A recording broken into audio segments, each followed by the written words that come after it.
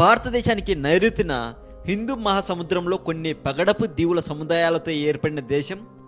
మాల్దీవులలో 26 పడగపు దిబ్బలతో మొత్తం 1196 పడగపు దీవులు ఉన్నాయి.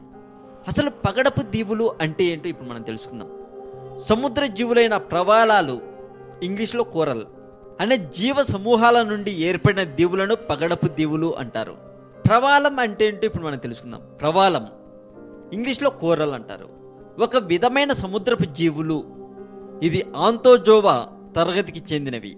ఇవి జీవ సమూహాలుగా జీవిస్తాయి. కాల్షియం కార్బోనేట్ను విడుదల చేసి మహాసముద్రాలలో ప్రవాల దీవుల్ని ఏర్పాటు చేస్తాయి. మరి పగడాలు అంటే ఏంటి? ఎర్రని ప్రవాలాల నుండి నవరత్నాలలో ఒకటైన పగడాలను తయారు చేస్తారు. తెల్లని ప్రవాలాలు ద్వారక నగర ముఖద్వారం వద్ద కనిపిస్తాయట.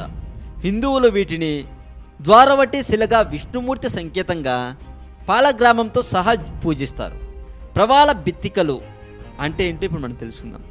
ప్రవాల సమూహాలు ప్రవాల బిత్తికలను అంటే కోరల్ రీఫ్స్ తయారు చేస్తాయి. ఈ పెద్దవైన కాల్షియం కార్బోనేట్ నిర్మాణాలు లోతు తక్కువ గల సమశీతోష్ణ జలాలలో ఏర్పడతాయి.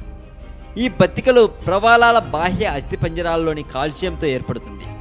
ఈ బత్తికలు సముద్ర ఆవరణంలోని వ్యవస్థ సుమారు 4000కు పైగా జాతులు చేపలు, మొలస్కా లాంటి ఇతర జీవులకు ఆవాసాలుగా పనిచేస్తాయి ఇవి.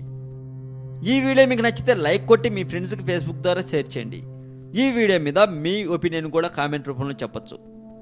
మరింత ఇలాంటి సమాచారం తెలుసుకోవడం కోసం సబ్స్క్రైబ్ చేయండి తెలుగు మోజో ఛానల్.